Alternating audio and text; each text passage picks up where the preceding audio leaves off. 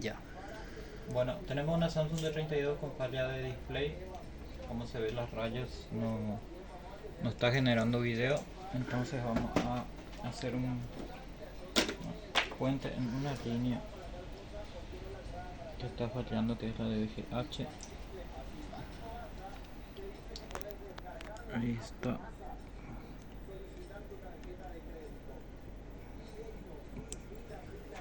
Entonces tendría que quedar reparado en la TV.